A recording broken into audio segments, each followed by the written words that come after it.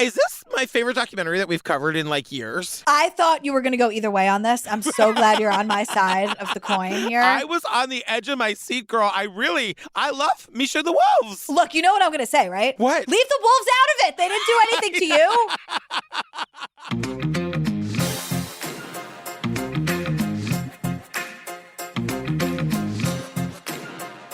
Hi, Jillian Benzavali. Hi, Patrick Hines. Oh, my goodness, you guys. If you want more Jillian and me, please join us over on the Patreon. It's so much fun. The content is so good. Over 300 full ad-free bonus episodes to download a bitch. Right now, we're finishing up Lula Rich, which everybody wanted. It is insane. The fart-smelling leggings, the MLM of it all. The MLM, the cults, the racism. It's just, yeah. Then we did that Gacy thing on Peacock. We've done The Vow. We did the Jinx, Making a Murderer. Yeah. Yeah, Lorena the Menendez murders. I still have a crush on Eric, I think, maybe. Yeah, well, they've served their time. I'm you know how I stand with the Menendez brothers. You guys, Lacey Peterson, Don't F with Cats, The Tiger King. We're not going to do Tiger King 2, right? We're not doing it. No, my mental health suffered enough with the first one. I love you guys, but enough rape and murder is okay. I'm just going to distance myself from the Tiger King. And they don't deserve our attention. They just don't deserve it. 2 more requests, you guys. Join our Facebook group. Over 45,000 people in there right now. Find your true crime best friends. Come hang out. It's managed by Sasha. She's our full-time Facebook person, so you know it never gets crazy. It's very supportive and lovely and nice. Yeah, Sasha's great. And they've been doing watch parties, too, for some of the docs that we're covering, so they are on top of it. Last thing, you guys, follow us on the Instagram, True Crime Obsessed Podcast. It's where it's all at. We go live in there sometimes. It's really fun. I try to make fun, interesting stories. Our posts are really good. Stay on top of the TCO, you guys. You know, there's a lot of brewing. Is that a thing? Can I say that? That's not usually something I've said. I don't know if I've ever said it, so...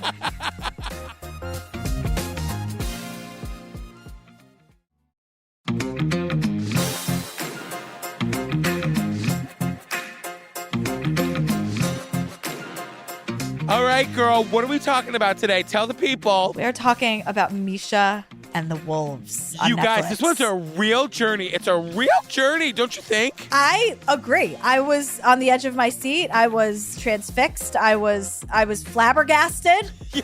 There are Nazis. There are wolves. The wolves are innocent. They didn't do anything wrong. There's just a lot happening here. Misha is a Holocaust survivor. She's here to tell her astonishing story. You could have heard a pin drop. When she was only 7 years old, she walked alone through Nazi-occupied countries, across thousands of miles, in search of her deported parents. This story had an amazing twist. I turn around and I see this magnificent animal. I was thinking this would make a fascinating book. My agent said Disney wants this. Oprah wants this. That was the jackpot. We are heading into a monster bestseller here. She saw in my life a gold mine. It's an untenable position to be in. A cruel exploiter of an innocent Holocaust survivor. All of a sudden, flash, this doesn't add up. I was looking at names and places and dates. She didn't exist. I wanted to know, who is this person that has ruined my life?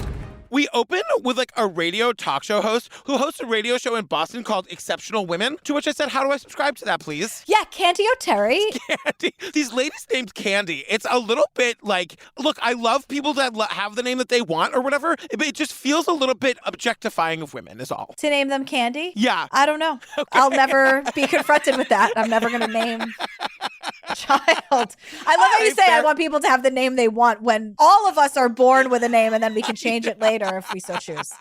I'm telling you, there's no way Maggie Freeling, that's her real name. I cannot wait to find out what her birth name was. It's too good. Totally. Mags. I can still remember laying in my bed, my little nightlight on, crying over this. I was so overwhelmed by this story. Misha Defonseca checked every single box for the type of woman that we looked for to interview on Exceptional Women. Her story originated in Belgium, but she was living in Millis, Massachusetts, 20 miles away from the radio station. We're in Millis, Massachusetts. Do you know where this is? I really don't, but oh my God, the Boston accents abound in this thing.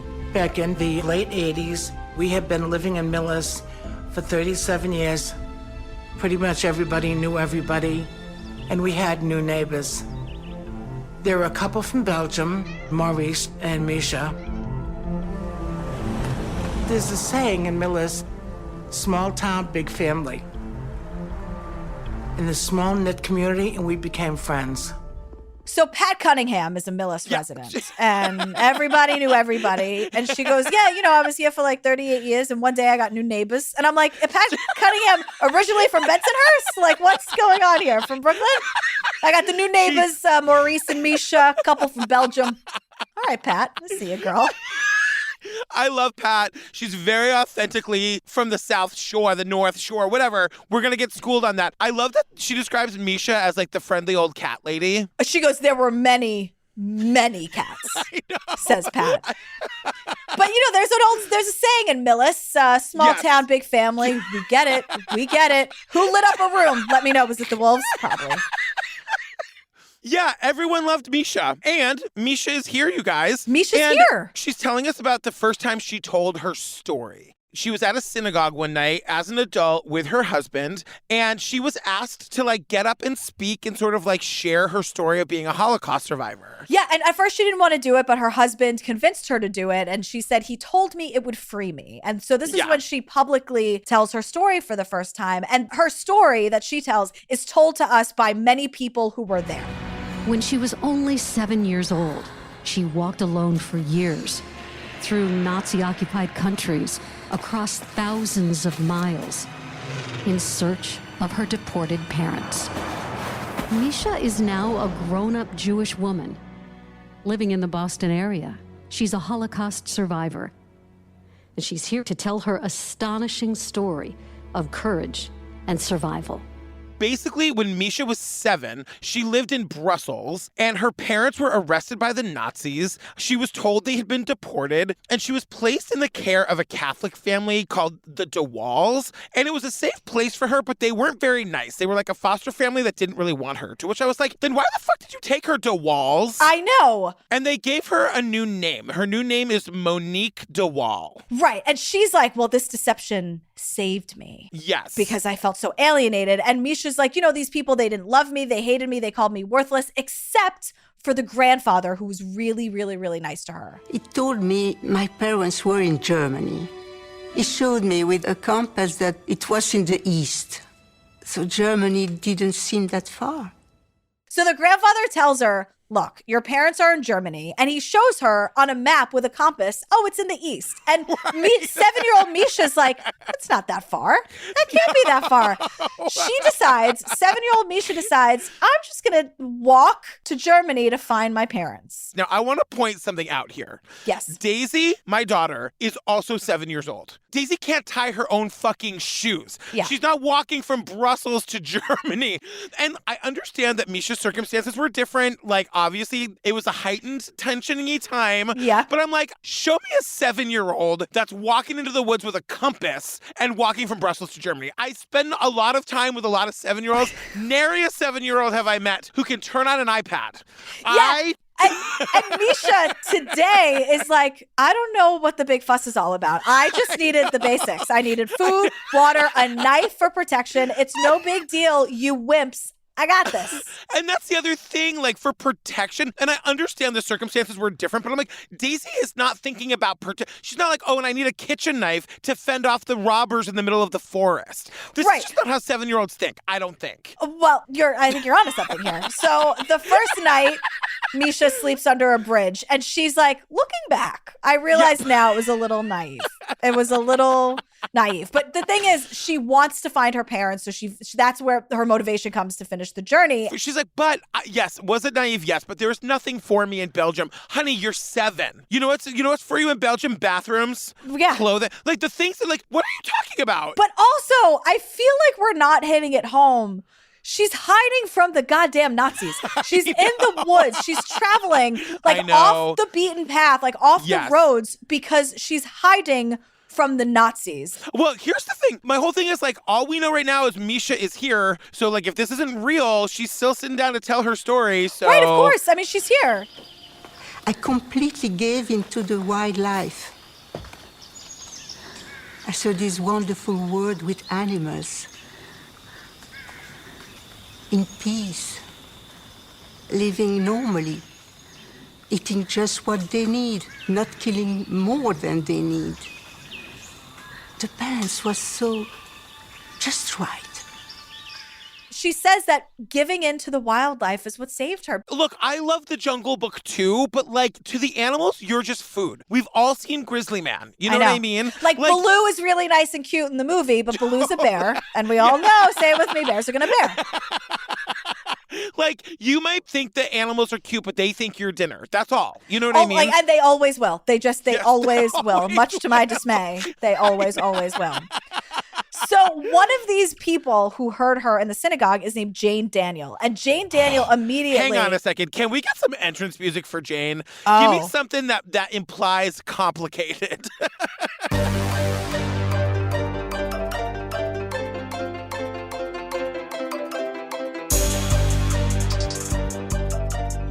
It was the early 90s. I had a small publishing company. When I say small, I mean tiny. And I was looking around for a new project. I was the first one that came along and said, could we make this even more public? Can we take this to another level? I could probably make something big out of this. There's a market for this story. I'm sure Jane had other thoughts about this is horrifying and also mesmerizing and also inspiring. But Jane's first thought to us is, holy shit, cha-ching, this would make a great book. Look, if I met Misha today, I'd be like, oh my God, your story is so sad. Podcast. Your story is awful. Can we make a podcast limited series? Because Jane's not just saying this out of nowhere, but the story is already amazing. Guess what? Here comes a twist. I remember I had just been called by a farmer who saw me stealing food from his farm. I ran away, full of fear, and he ran after me.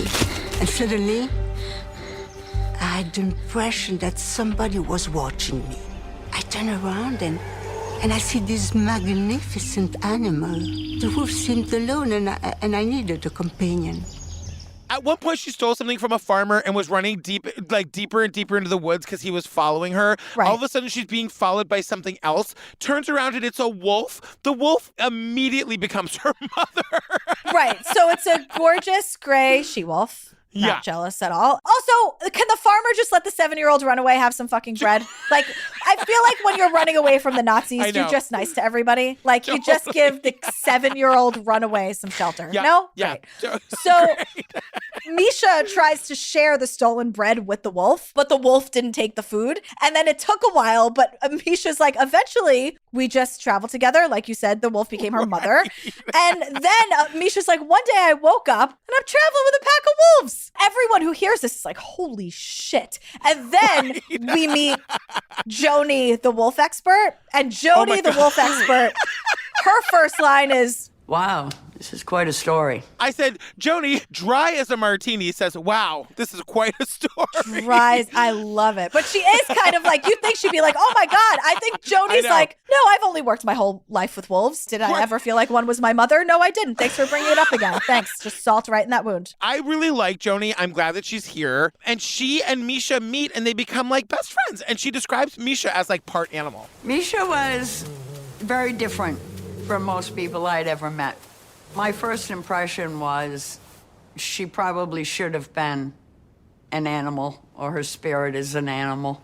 She spoke about being accepted by the pack, but being treated as a low-ranking member, and that she had to exhibit submissive, low-ranking behavior in order to be with them. Like, we hear more things that Misha said happened with Misha and the Wolves. And Misha's like, all right, I was with the Wolves, but I was super low level. Like, I was no alpha, and I knew that. And I'm like, yeah, the 7-year-old girl's not the alpha. Gotcha. She describes this pack of wolves like they're the mob. I know. Well, I was also thinking, whichever one of the wolves is the equivalent of the Grinch, the bear from Grizzly Man, who was like, when are we going to fucking eat this bitch? Like, she's the worst wolf I've ever seen. When do we eat her? Yeah, that's like one of the capos. that's mob talk now.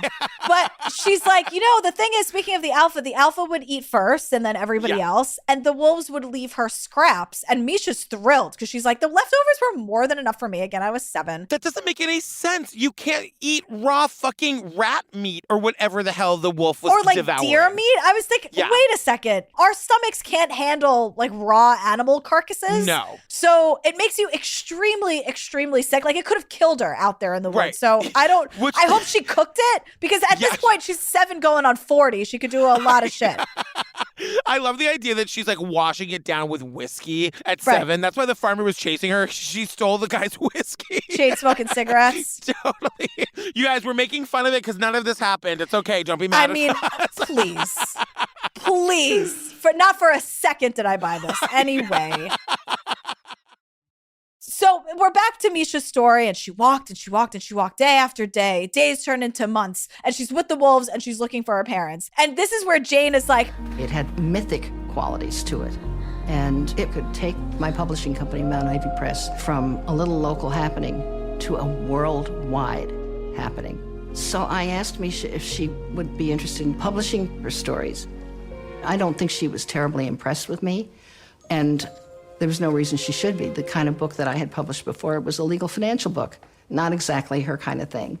I gotta say, I'm with Jane on this. It's like, look, Misha, you get to get your story out there. You're gonna make money. I'm gonna make money. We're gonna tell this amazing, epic story. I love Jane. I really, things changed in the end, but I really loved Jane most of the way through this thing. Right, like it makes sense. It's kind of like we all kind of win here, right? And if you're comfortable telling your story. And so Jane pitches this to Misha, and Misha's not into it. She's like, I don't trust anybody from my experience. I only trust wolves. Now, if a wolf was pitching me a book deal, maybe I'd be a little more interested. And Jane had only published 1 book, and it was about legal finance. So Misha's like, yeah, I don't know if you can really do like the kid beats the Nazis with the pack of wolves story. Like, you don't have any experience with that. Right, yeah. No, I understand those concerns. Because the thing is, like, Jane says, and Misha tells us, like, she didn't want to do it, but her community is pushing her to do it. And, I think that, like, and I'm guessing here, but I think that, like, Misha is of the age of, like, the last of the people who survived the Holocaust. And so I think there was probably a big push from her community to be like, tell your story. Like, these stories are so important. Your story is so epic. Like, it should be told and written down. And, like, I think that's the pressure that Misha's feeling. And she does it. She finally does it. And she says it was a painful process, but it was also really cathartic. And word gets around, and there is worldwide interest. I said, let's see if we can get Oprah to do this. Okay, this is one of my all-time favorite moments I'm having on television. At that time, Oprah had her book club. If you were one of Oprah's books, you had a guaranteed sales of 1 million books. It was like, that was the jackpot. Then we'll meet back here in a month, and we'll talk And about they said, we're interested. I love it! So that's a big, big, big deal. And we were beginning to say, we are heading into a monster bestseller here. Oprah wants in. Oprah's book club. My favorite. So the book is published in April 1997, and Jane is like, let's see if we can get this on Oprah, because Oprah did the book club. Do you remember the Oprah's book club? I remember the scandal surrounding the book club. I mean, the whole James Fry, why did you have to lie about that?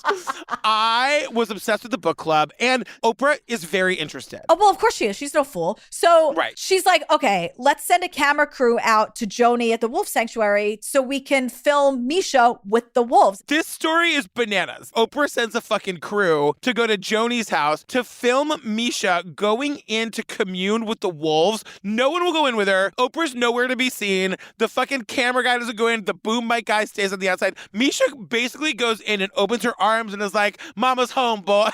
That's exactly right. And remember, so just to be clear, Joni and Jane tell us this story. So Misha squatted down, and she's feeding this one wolf cheese, and the wolf is very friendly. Everything's going fine. And then the wolf decides to put his paws on her shoulders. Petro jumped up on her shoulders, and he was much taller than she. And then all of a sudden, very quickly, the wolf opened his mouth.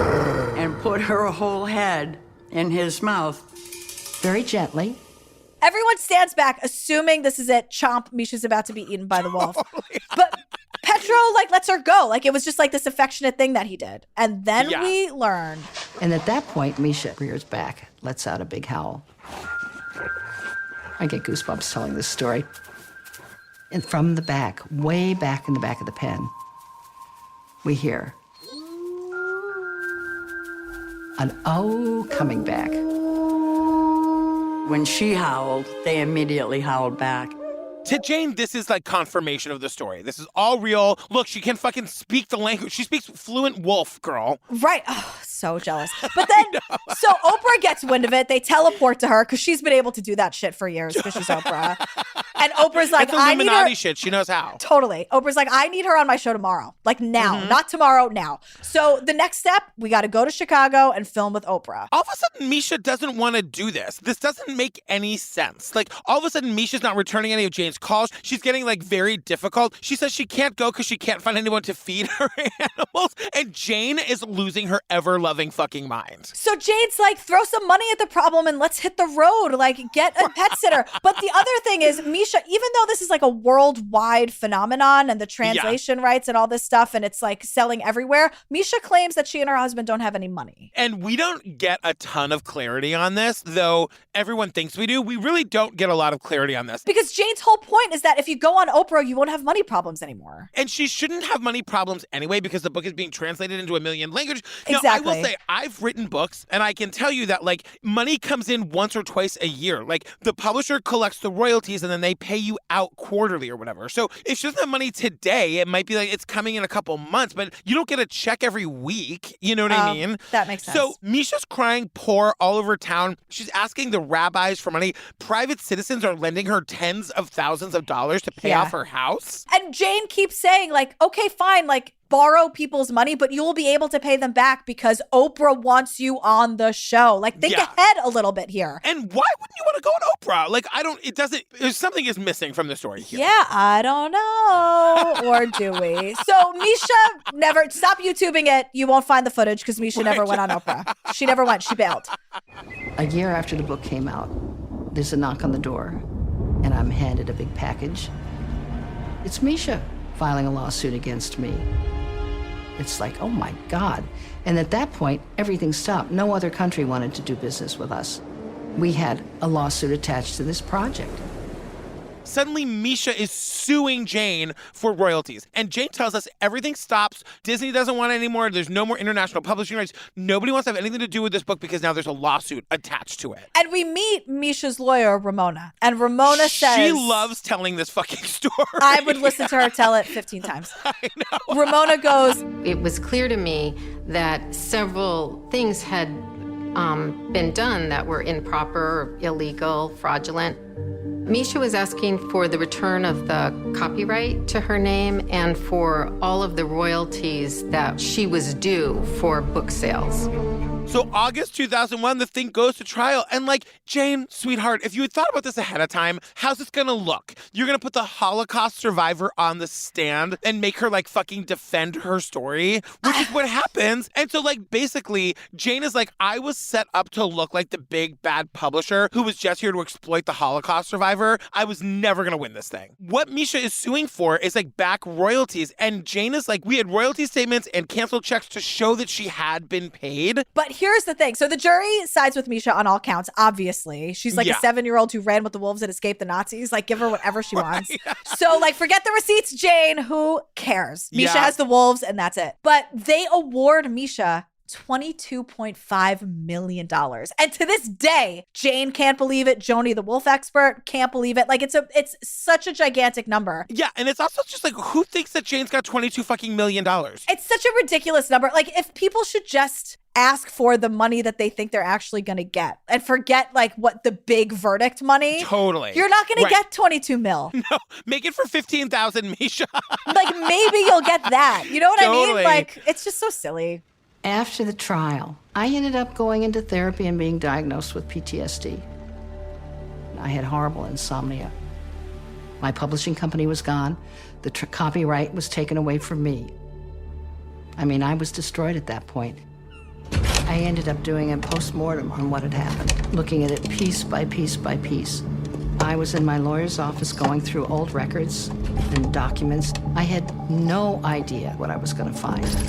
She does a very smart thing. This is actually like a Gillian Pensavalle move, I feel like. Okay. Where she's like, you know what? I'm going to lay everything out on the floor, do a complete post-mortem, and see like where everything went wrong. She's in a deep depression, and she's like, how did I become like the ruthless bitch who exploited a Holocaust survivor? Like, where did I go wrong in that, where suddenly I exploited this woman? Like, what happened here? But in this audit, she stumbles upon a file handwritten by Misha. I open a file, and it's Misha's bank account, and it's in Misha's writing, and it's her signature card.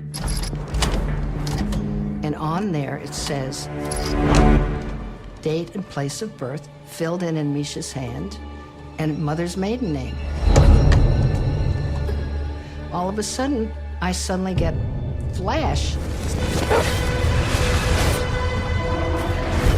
She knows who she is.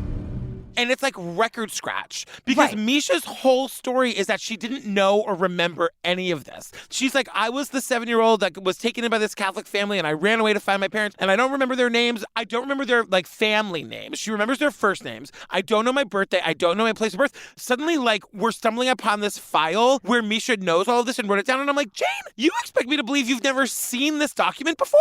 And Jane is saying, like, look. I had been owned by courts and lawyers. My life had been turned upside down. I wanted my life back. If I can prove that she's not who she's been saying she is, I can overturn this judgment. If I can prove that it's not true, I can get this judgment reversed and get my life back. Because otherwise, I'm going to be working at IHOP for the rest of my life, paying off that $22 million. And everyone's going to be whispering behind my back, there's that ruthless bitch who exploited the Holocaust survivor. Exactly. Which is worse than being penniless. So Jane's like, I don't know what I'm going to do. She doesn't even know exactly what she's looking for, but she's like, I guess I'll just start blogging about it. And she goes, this is the longest long shot in the world, but maybe someone will find the blog and maybe she puts it out there and sees what comes back. The next day, I get up, I turn on my computer, and there's an email. And the email says, I think that I might be able to help find out what's the real story. I did a timeline of Misha from a variety of photographs.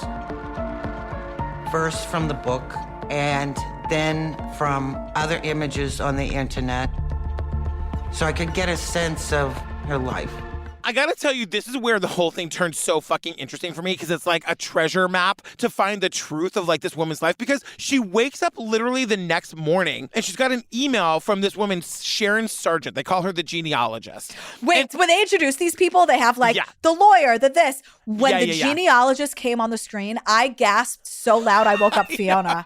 I was like, they have a genealogist? We're gonna blow the roof off this fucking thing. I just know it. That's a right proper gay gasp. I lost it. Fiona was like, what the what? Well, because that's the thing, you guys. Like, this genealogist is saying, like, I read through all your documents. I stayed up all night. I wish my brain worked like this. I wish I could, like, pore over documents and find inconsistencies and solve these fucking mysteries. I would be bored in 5 seconds and watching clips of Meghan McCain being awful, or, like, the babushka lady, or, like, interviews about Katherine Heigl getting fired and how awful she was, but how she takes it all back now and she's better and she's kind. That's what happens. Are you speaking from experience? Katherine Heigl stuff? Sometimes I start at Babushk and end up at Heigl, and I don't really know how I got there, but it was like a wonderful evening. I thought you just always start and end with the Meghan McCain being yelled at on The View. The problem is, like, they do like 1 or 2 of those every year. I've had to pivot to watching Meghan McCain on Watch What Happens Live with Andy Cohen and being awful there. Okay. And that gets a little boring. Okay. So this woman, Sharon Sargent, is saying to Jane, like, I think I can help you figure out what really happened. And she starts by putting together a timeline of photographs. And it's photographs from Misha's book and also from like images that she can find on the internet. And then this is so fucking mind-blowing. She says her first clue in the book, there's a picture of Misha at the beginning of this adventure at age 7. And we see the photo, we see it. And Sharon is like, look at this photo. Like, this is not a photo of a 7-year-old. This is a toddler. It's a toddler. I have a 7-year-old. Daisy looks like a fucking 7-year-old. The picture of Misha at quote age 7 looks like she's 3. Yeah. That's when Sharon is like, all right, something is definitely wrong here. The next photograph I looked at was a picture who Misha said was her foster grandfather and grandmother. According to the narrative, he's a rustic farm man. I did a close-up of the hands of grandfather, which were manicured, did not look like a farm person's hands. And he had a ring on one of his fingers. Yeah, it was not the kind of thing a farmer would wear. Manicured. Manicured. We see like the shiny polish on the fingernails and everything. She's like, those are not laborers' hands. Right. And then he's got like a fancy ring on one of his fingers, like not something that a farm hand would wear. And then their dog is a house dog, not a farm dog. And so then Sharon starts comparing details in the English book compared to the book that was translated into French. Names, dates, places. This is incredible. Like, this is amazing. So in the American book, Misha's name was Monique DeWall. So that's the adopted name. That's like what the Mean Catholic family changed it to Monique DeWall. In the French book, it's Monique Valle, so Valle, right? Yeah. And so let me ask you something, though, before we go any further. Isn't all of this an editor's job or the publisher's job? Like, Jane and Team Jane did zero research into this story. Let me tell you, like, you want to talk about the Oprah Book Club scandal of it all? Yes. This is the whole thing, like, with James Fry. There was a time right around this time, like, this was when A Million Little Pieces, the James Fry book, came out, and it was, like, the biggest best-selling memoir of all time, and then, like, 80% of it was made up. Like, I think with the eyes of, like, 2021, you can't imagine that something like this would be overlooked, but at the time, this shit was par for the course. It happened all the time. But wouldn't you want to ask her a single question instead of just getting the book on the shelves as fast as possible? That's kind of what it... In fact, it's the opposite. It gets to a point where everybody knows that this story is fake, but everyone's just trying to make money. So it's like, if some editor caught this and was like, oh shit, this is a big deal, let's just do it and hope nobody notices, like that's the instinct, not the other way around.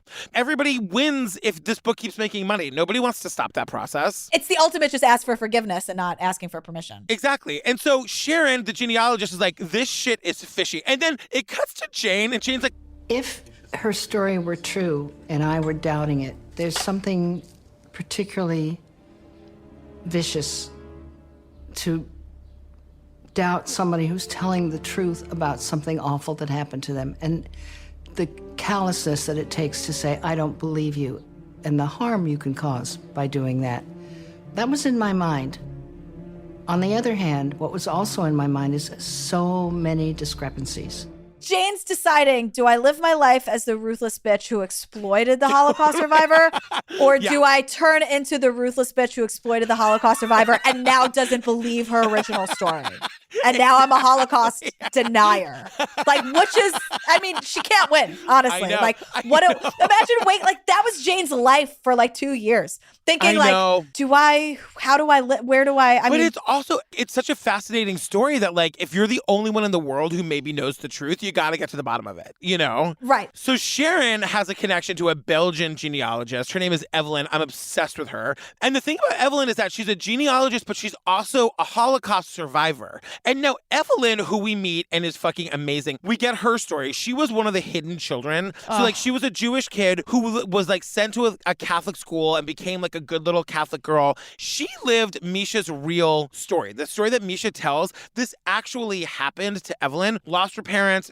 It would be like not until she was 40 that she found out what happened to her parents. But like, she's invested in this because she's like, well, if this is true, we should like find out and like, yes, definitively say this terrible story that Misha said did happen. But if it's not true, we got to fucking expose this shit. Because like, too many people have suffered for this woman to be profiting off a fake fucking story. Right. And there's nobody perfect to get to the bottom of this story than Evelyn. She has everything. Yeah. She actually lived it, except for the wolves. I'm sorry. The whole thing about the wolves, that's fake for everybody.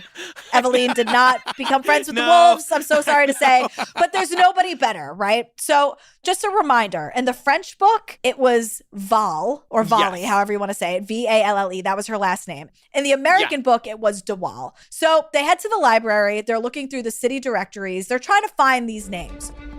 I came at least 3 days searching for the DeWall and the Valves. The name Valve was not in the phone books. Val name didn't exist. DeWall, yes. So now you start to think the French book was distributed in Belgium, and if something about Misha's story is not true, it would be important for her not to put her real name in that French book. In Jane's mind, it's like, this is more proof that this story is probably bullshit because she's trying to like protect herself from being discovered in her hometown. And at this point, they also want us to know that the book had been taken over by a French publisher, and then they'd published it in 20 languages. So the French name is circulating more and more than De Waal, than the American name. And even more than that, it's like it's a huge bestseller all over Europe. So Misha's making money hand over fist. She's also speaking to school children all over the French-speaking world. There's a fucking art exhibit where like some students took Misha's story. They took the book and like illustrated scenes from her life. And there's all these beautiful scenes of her like sleeping in the woods with the wolves. You poor thing. We should find a way to get it so you could go sleep in the woods with the wolves for a night. We should be able to do that. Or like a high wolf content dog. Don't tell Mike. Mike thinks that I'm going to, like, that's how I go. I'm going to be like, no, they like me. And then I just get clawed by the wolf. Wolf's gonna wolf, girl. I'm sorry. I totally get it. I respect them. I just pet them once. I just want one little pet. That's it. Not going to hurt anybody. No, absolutely not. And so we get more of like Misha's claims from the book. And she, you know, in the book, she's claiming that her parents were arrested and deported together. And she didn't know their surnames. She knew their first names were Reuven and Gersha, but she didn't know their last name. So Sharon has access to all the Nazi deportation records, which I think is so fucking amazing that that's like a thing that researchers can look through. Yeah, so Sharon's like, oh, we can figure this shit out right now. I have those fucking records. Let's go. She's like, you think I'm not going to spend 7 days straight looking for names? I've done it before. I will do it again. In the book, Misha says that her parents were arrested together by the Nazis and deported. Although she didn't know their surname, their first names were Reuven and Gerusha. So the next step was Sharon said, when I have access to the Nazi records of deportations, well, I will take those two names and see if they're two people who were deported more or less simultaneously with those names. When we examined the deportation lists, they were not found as a husband and wife. I was on the edge of my seat. Every second was like a new revelation. So Sharon pulls out the records and she's looking for those two first names. There's no names like that found as husband and wife. So more evidence that like, holes in your story, Mish, holes in your story. Mish. Mishi. Totally. So now we're at the War Victims Archive in Brussels. You know those hidden children you were talking about? They have all the records of the hidden children, the name of their parents and the name of the rescuer, the person who took them in. Can I just say, there's like a really complicated system that the government worked up so that these kids could be reunited with their families in the end, like after the war. We're not going to go through all of that now, but there are ways of finding out the names of these Jewish children that were hidden in other families. And there was also a real danger that the Nazis would find the records and track down and kill the kids. So Eveline is like, we did something kind of clever. There were 4 different booklets, and to find the kid, you needed all 4 of them. And all 4 books were in different places. So if you found the Harry Potter of it all, you know what I mean? Seriously, it's like the fucking Da Vinci. Is that what the Da Vinci Code was? I never read it, but is that what that is? It's like you have to find. Well, this is why I love it, because I fucking love this shit. And it's like the smarty pantses who were like, we got to be able to reunite these families after the war, but we got to do it in a way where like if the fucking Nazis find it, they can't track these kids down now. It's incredible. So if you find one, it's like, nice job, you Nazi. Like, you're not doing anything. That gives you no. And it's not like, oh, you have 3, you're really close. No, all 4 or no dice. Is this a fucking Nicolas Cage movie? What's going on here? And so Misha's name isn't in any of these booklets, and not her name, not the parents' name, not the rescuers. And Eveline's like, look, there is absolutely a chance that Misha was undocumented. Not every single kid is recorded. And that's important, that like some of these kids did slip through the cracks. And what's important about this is that Eveline is giving Misha the benefit of the doubt every time. Right. She doesn't want Misha to be lying, you know? And nobody does. But it's like, okay, one thing you can excuse it away, but now all of these things are really starting to add up. And it's like the more Jane, the publisher, gets confirmation that Misha is lying, the guiltier Jane feels about it. So now the stakes go up. I started worrying. I will feel a lot of guilt if this is true, that I'm digging into her past. And what if it is true? How unfair to challenge her. And even if it's mostly true but not quite true, how unfair to disrespect what she's been through. She always goes back to, but what if it's even a little bit true? Like, what if it's her trauma? Like, how dare I? Like, I can't even handle this. And Jane's like, stop the train. I want to get off. This is devouring me. I can't live like this. And I'm sorry, Jane. You were afraid people were going to find out and you'd be even more of a fucking asshole. A little bit. Really yeah. I mean, that's very nice to say now in 2021. You know what I mean? When the camera's in your face and the lights are there and you sign the contract. Like, yeah, it's very easy to say now. But Jane is also saying, like, I had no other option. Like, the judgment was hanging over my head, that $22 million. I had lost all of my appeals. I'm on the hook for this $22 million unless I can prove that this story didn't happen. So then they keep searching even more, right? Jane's like, we need more confirmation. We need more confirmation. They find out that there are no Jewish records to support Misha's story. And Jane realizes it's like a chandelier goes off above her head. And she's like, wait, is she not even Jewish? Like, could that be a thing here? Is that why nothing's adding up? Because she's actually not even Jewish? So now they're like, well, maybe she was Catholic. So they find her hometown. They go into the records. They find where Misha was born. And they're like, let's go to that town and find the churches and see if we can find... Like, this is... I love it so much. Because if she was Catholic, she was baptized, there'd be a record. So they're like taking a hard left turn. They're not going to look in the Jewish records. Now they're looking for the baptism records. So they go to Catholic Church number 1. Her name isn't there. They go to Catholic Church number 2. Name's not there. Catholic Church number 3, they're like, oh, girl, actually, our church burned down. And Jane is like, oh, God, if that's true and this is where she was baptized and all the records are gone, we're never going to find out. They're like, no, but we did manage to save the records, girl. And here they are. And so Eveline goes there and it's chilling the way she says it. And she goes, and in that book, I found her. Monica Ernestina Josephine de Waal,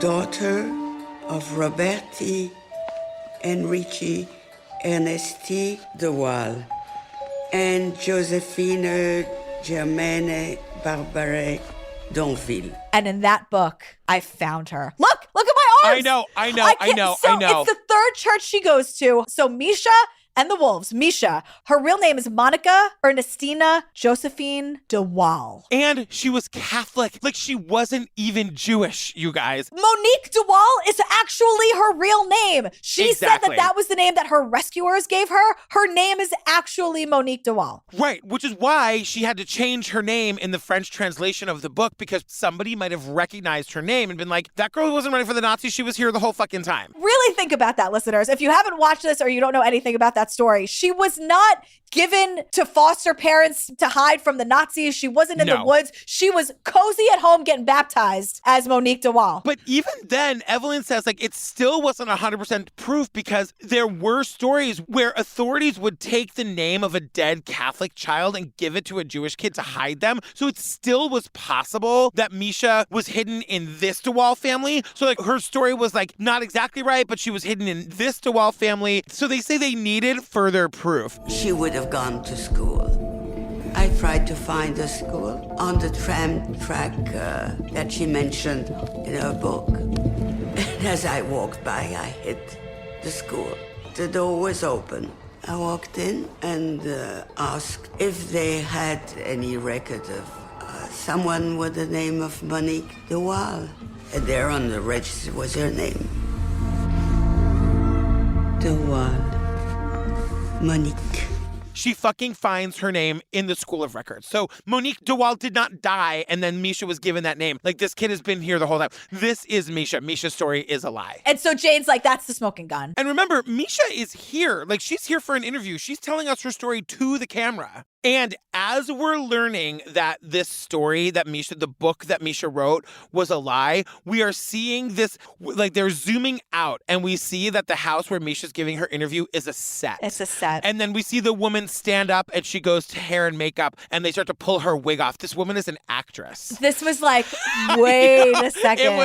I was screaming. Blew my fucking mind. At one point over this, like, while they're taking the mask off and the makeup off and everything, at one point, Jane goes, she wasn't anywhere near those wolves. Sweet vindication for you and Jane. She's like, leave the wolves out of this, Mish. How very dare you?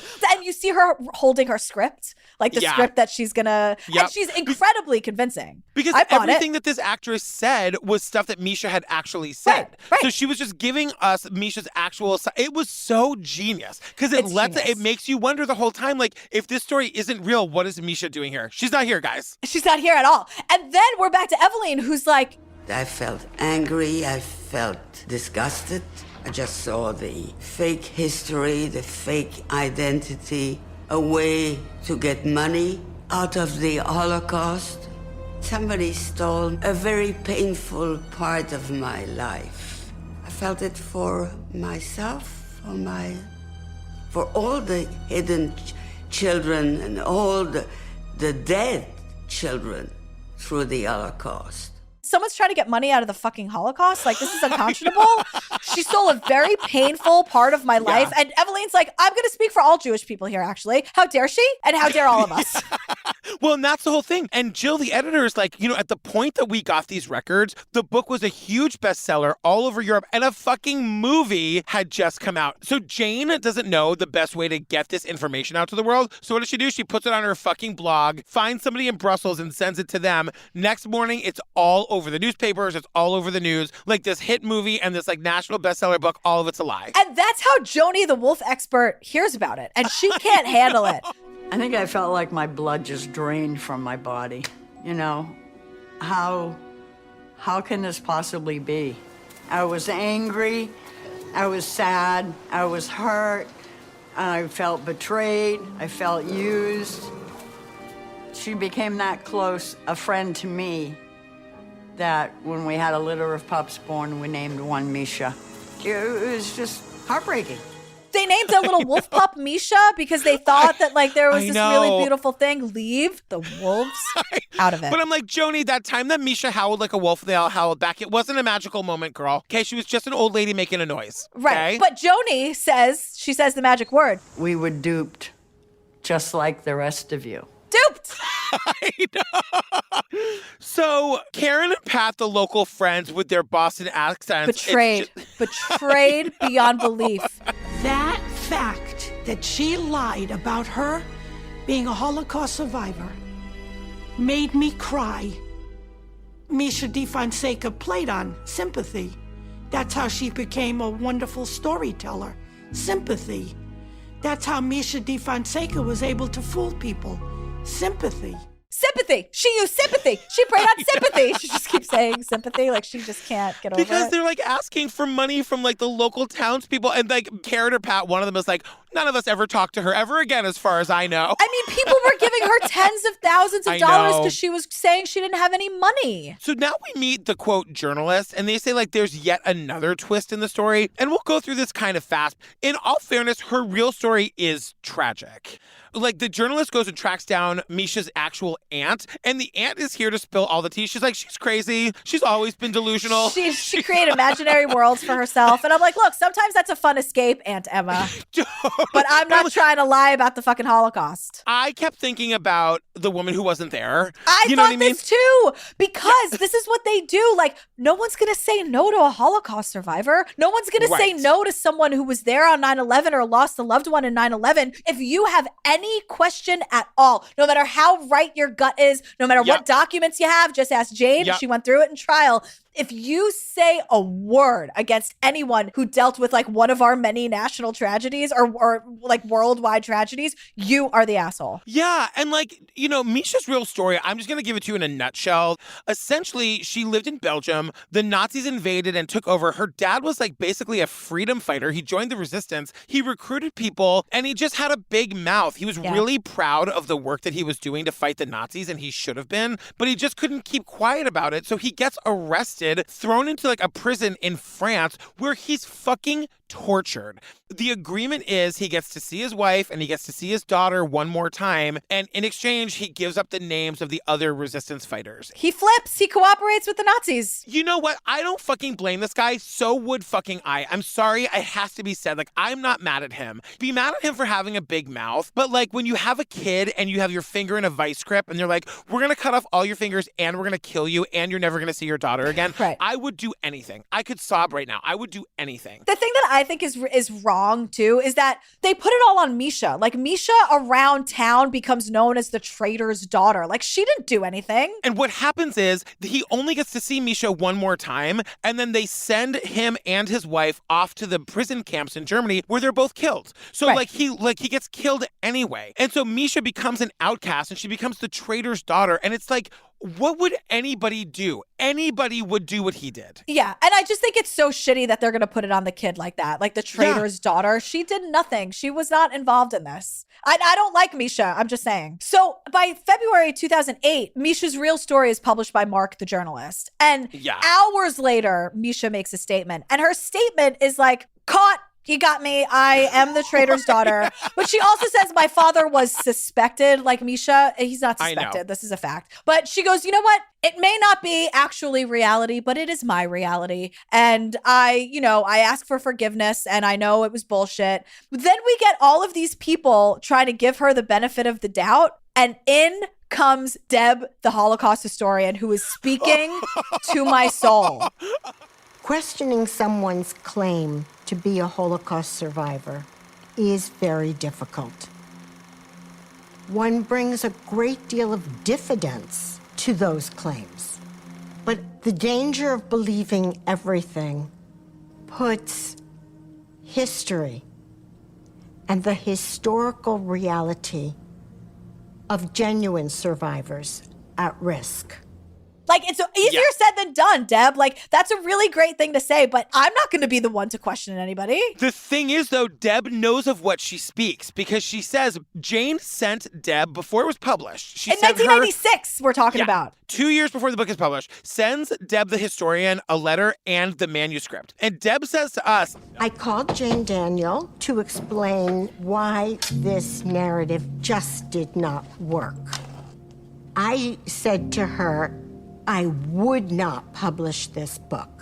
And I'm like, fuck, Deb, give it to us. Like, I was so annoyed that they didn't give us. I want the history. I want the timeline. I want to know what you told Jane. And she's like, I never heard from Jane again. Next thing I knew, Jane published the book. And I always wondered why she did it. And I've got to say it's because she did it for profit. All along, I've been on Jane's side. Like, oh, she got tricked by Misha too. No, this fucking Holocaust historian who Jane went to unsolicited told her this book is a lie. And she published it anyway for the money. Everyone sucks. Right. But Evelyn is the one who says, Misha is the victim and the villain in this story and is really still trying to like feel for her a little bit. And Deb comes back and she's like, no, we have to stop doing this shit. Yes. And she goes, I think that we would like to believe that Misha Defonseca believed that she was a survivor of the Holocaust. I think we would like to believe that we were not so naive, that we believed it because she believed it. There is no redemptive purpose. We were so naive. It was all a fabrication. You know what Deb is screaming? Don't end on forgiveness. That's where Deb stands. The thing about Deb is that she's like, don't be fooled. She knew what she was fucking doing. And she's talking right to my soul. Right. But it's also like, Deb, easier said than done. If we're at some cocktail party and someone mentions their Holocaust story, who among us is going to be like, I don't know about that? Nobody. No one. So, in the end, we get the on-screen text. The real Misha Defonseca still lives in Massachusetts with her husband and animals. She chose not to be interviewed for the story. After the memoir was revealed as untrue, the financial judgment against Jane Daniel was partially overturned. Well, I want to know how much, because it was $22 million. So, like, how much? How partially overturned still means that she's on the hook for what? 1, 2, 3 mil? Give me the numbers, baby.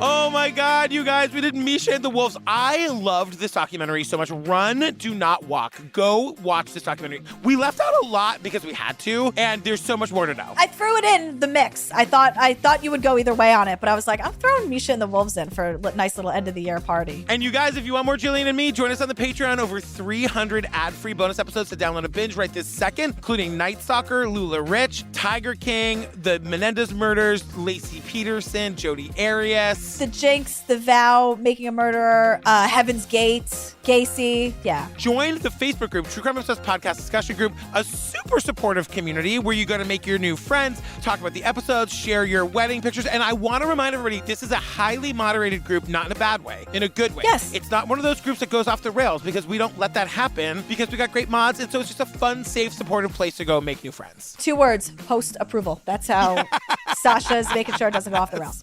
Girl, what are we doing next? Oh, we're doing Unraveled Stalker's Web. We're back with Billy and Alexis. Oh, yes! My William Elizabeth. Elizabeth. Alexis, yeah. I remember before this came out, they were saying to both of us how crazy this story was. It's like this online stalker situation. It is, I have to tell you, it's not a true Billy and Alexis doc if they're not knocking on someone's door in the middle of the day. And I am happy to report they do it again here. Yes! All right, you guys, stay tuned for the trailer for that, our hilarious, ridiculous outtakes, and we love you. We love you so much. See you very soon. Very soon. Okay, bye-bye. Oh, ooh. I like it. You're onto something here. He was sending me emails to make it clear that he knew where I lived, threatening to murder my family. My name is Alexis Linkletter. And I'm Billy Jensen. We've been treading on the heels of one of the most elusive and dangerous online predators either of us has ever seen. Jason Christopher Hughes possesses a degree of sophistication that most people can't understand. The only thing more surprising than the number of names this guy was using, Ray Schmuckel, Pink Marsupial, and Lewis, were the number of victims he had. He is one of the most dangerous people I've ever had to investigate. How has one man repeatedly tormented upwards of 50 victims over the course of 2 decades and not face law enforcement? It just wasn't a crime to stalk somebody over the internet. We set out to unravel the mystery of this psychological terrorist and how he's been able to turn dozens of lives upside down. For decades, he wants to attack these people. I can't predict what he's going to do. Can you just let her go?